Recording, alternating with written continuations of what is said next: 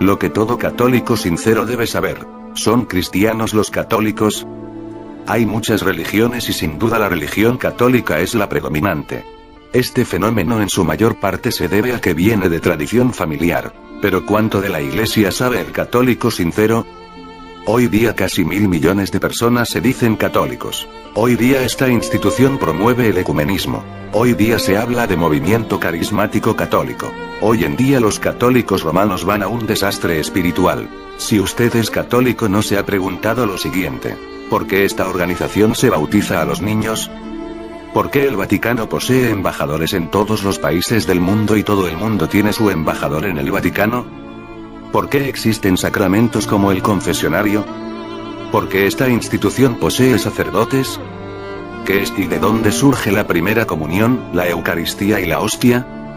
¿De dónde proviene la autoridad de los sacerdotes católicos o de su líder de turno, el Papa? ¿Es realmente el Papa un santo padre? ¿Existe el purgatorio? Si es católico y adora a Cristo, ¿por qué se venera a la Virgen María? 1. El primer sacramento de la religión católica es la del bautismo de niños, pues según esta práctica los sacerdotes católicos estos exorcizan los demonios ungiéndolos con aceite, poniéndoles un poco de sal en la boca para protegerlos de futuras influencias de espíritus malignos.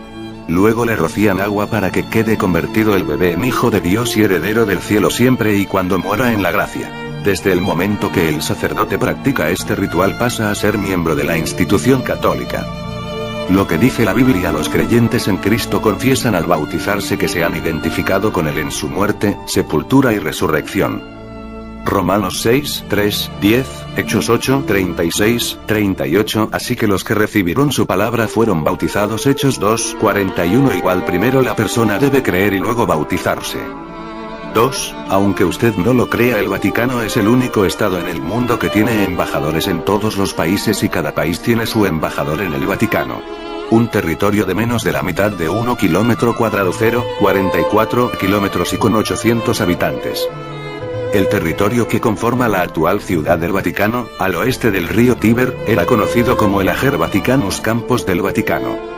Los historiadores afirman que sus primeros habitantes fueron integrantes de un antiguo pueblo etrusco llamado Vaticum y de allí su nombre, otros que la palabra proviene del latín vates adivino, ya que pululaban adivinadores y magos que presagiaban el porvenir de transeúntes ocasionales. Es decir, desde sus inicios el Vaticano fue el centro de prácticas de brujería. Debido a que el Vaticano es un estado, desde el momento en que un niño es bautizado se convierte en ciudadano del Vaticano. Pongamos este ejemplo para que entiendan. Elena ahora es ciudadana de 2 países. Tiene 2 banderas, tiene 2 presidentes, 2 instituciones y 2 lealtades. El Vaticano es un estado de gobierno, moneda, ministerio de Estado y embajadores, y se le reconoce como nación, al igual que como Alemania, Francia, etc. Si Elena es una buena católica, su primer lealtad es para el Vaticano. Lo que dice la Biblia al respecto. Jesucristo dijo: mi reino no es de este mundo.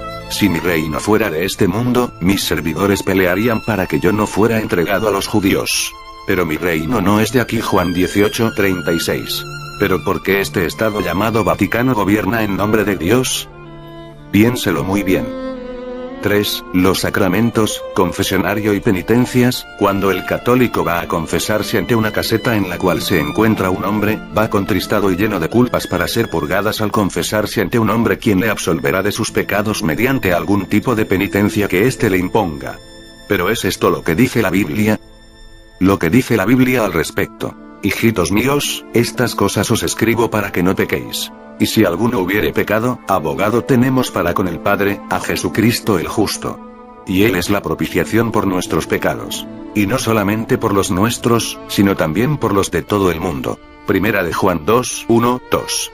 ¿Dónde surgió el concepto de confesionario? ¿En el Vaticano? No. Esto no surgió en el Vaticano, esto realmente en la antigua Babilonia, donde adoraban al antiguo dios Sol Baal. Era parte de un sistema religioso ocultista. Después del diluvio, los descendientes de Noé edificaron la ciudad de Babilonia, llegó a ser el centro religioso del mundo. El confesionario se usó para estar al tanto de lo que sucedía, para poder dominar y chantajear. Realmente el confesionario no se halla en la Biblia, esto es invención humana. 4. ¿Por qué esta institución posee sacerdotes? El término sacerdote fue tomado de la religión judía, lo mismo que el altar, el incienso, etc. Hebreos 8:4. La Biblia indica en orden en el cual una iglesia debe de dirigirse y quienes han de guiarla. Lo que dice la Biblia al respecto. Habla de pastores, diáconos, etc. pero nunca de sacerdotes. La Biblia jamás menciona, ni monjes, ni monjas, y mucho menos papas, etc. Esta institución creó estos cargos o sistema para impresionar a sus seguidores, para ello además utiliza imágenes, velas y hábitos religiosos. A la gente le encanta.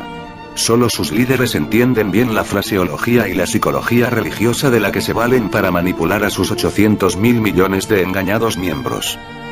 5. ¿Qué es y de dónde surge la primera comunión y la Eucaristía? La primera comunión, ¿verdad que suena cristiano? Veamos lo que hay detrás de la comunión que practican las iglesias católicas. En la antigua Babilonia se adoraba al dios Sol Baal. Esta religión se fue extendiendo hasta Egipto con diferentes nombres. En los altares egipcios trocitos de forma de sol tomados de un pan sin levadura. Aquellos trocitos eran consagrados por los sacerdotes egipcios, y mágicamente se convertían en la carne de dios Sol Osiris. Este milagro es llamado transubstanciación, en donde se comía a ese dios como en la Eucaristía de los católicos. ¿Qué hay de la Santa Eucaristía? Esta es la hostia, un trozo delgado de pan ácimo que al ser bendecida se convertirá en la Santa Eucaristía. Esta tiene la forma redonda del sol. Los católicos creen que de veras se convierte en la sangre y cuerpo de la divinidad de Jesús y que debe adorarse como Dios. ¿Y la hostia de dónde salió? El sacerdote con sus poderes mágicos, convierte el pan en Cristo mismo. Los católicos creen que el sacerdote es tan poderoso que puede sacar a Cristo del cielo, ponerlo en la cruz y sacrificarlo de nuevo durante la misa. La Santa Eucaristía es colocada en el centro de una pieza con forma de sol radiante llamada custodia. Los católicos tienen que inclinarse y adorar la hostia convertida en Dios. ¿Quién hubiera pensado que los egipcios lo llamaban Osiris mucho antes de que los papas lo llamaran Jesús? Cuando el sacerdote coloca la Eucaristía, o sea que para ellos el mismo Jesucristo en la custodia, los fieles se postran de rodillas ante la presencia de su Dios para adorarle. Cuando Jesús estuvo en la tierra, él advirtió lo siguiente. Mateo 24:23. Entonces si alguno os dijere aquí está el Cristo o allí, no creáis. ¿A quién deberían creer los católicos? ¿A su sacerdote o las palabras de Jesús? La palabra de Dios dice, Hebreos 9:24, porque no entró Cristo en el santuario hecho de manos sino en el mismo cielo para presentarse ahora nosotros ante Dios. ¿Por qué razón el sacrificio de la misa tiene que continuar día tras día? Seguramente Jesucristo no estaba mintiendo cuando dijo, todo está consumado. Por allá por el año 1563 la Iglesia Católica Romana promulgó una serie de leyes espantosas que condenaban a muerte a quienes dijeran que el pan y el vino que usaban en la comunión eran solo símbolos. Esta ley significaba la muerte del cristiano que creyera en lo que la Biblia dice y no en lo que estos sujetos decretaban. La ley dice Canon 1: el que niegue que el sacramento de la Santísima Eucaristía está de manera cierta, real y substancial el cuerpo y la sangre, así como el alma y la divinidad de nuestro Señor Jesucristo, y consecuentemente Cristo en su totalidad, y dijere que está allí solo como un símbolo, figura o fuerza, sea condenado como hereje anatema. ¿Está esto en efecto todavía? Sí.